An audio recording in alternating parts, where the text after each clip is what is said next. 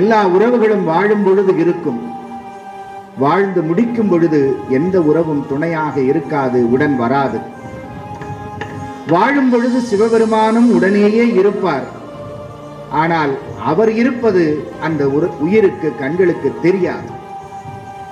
வாழும் பொழுது நிலையற்ற உயிர்கள் தெரியும், நிலையான சிவம் தெரிவதில்லை. ஒரு நாள் சுடுகாட்டிற்கு செல்லும் பொழுது நிலையற்ற உறவுகள் எல்லாம் போய்விடும், நிலையான சிவம் அங்கே கண்ணுக்கு தெரிகிறது. இமைப்பொழுதும் என் நெஞ்சில் நீங்காமல் இறைவன் இருக்கிறார் என்பார் மணிவாசகர். இமைப்பொழுது கூட என் நெஞ்சில் அவர் இருக்கிறார் என்பதை நினையாமல் இருக்கின்றோம் நாம்.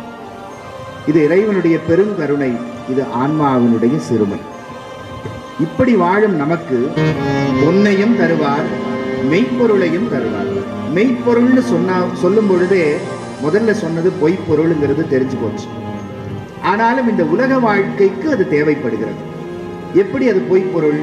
ஒன்று, நாம் வாழ்ந்து கொண்டிருக்கும் பொழுதே அது நம்மை விட்டு நீங்கி விடுகிறது. இல்லை என்று சொன்னால் ஒரு நாள் அதை விட்டு நாம் நீங்கி விடுகிறோம். இப்படித்தான் அதோடு நமக்கு இருக்கக்கூடிய உறவு. ஆனால் மெய்ப்பொருளான சிவஞானம் உயிரை விட்டு என்றைக்கும் நீங்குவதே இல்லை.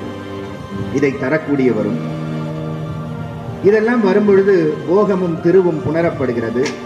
அதனால் பிழைகள் ஏற்படுகிறது. அதை மன்னிக்க கூடியவரும், மேலும் பிழைகள் வாராதிருக்க அருள் செய்யக்கூடியவரும். இப்படித்தான் இறைவன் இருக்கிறார் என்று ஒரு வரையறை சொல்லவே முடியாது.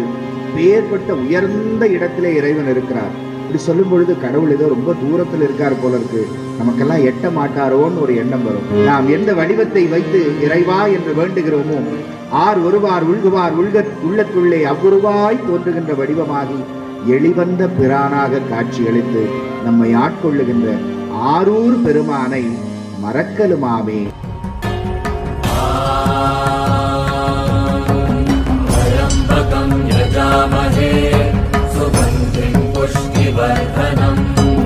पूर्वारुकमिव बन्धनान् विद्योर्मुक्षीयमामृत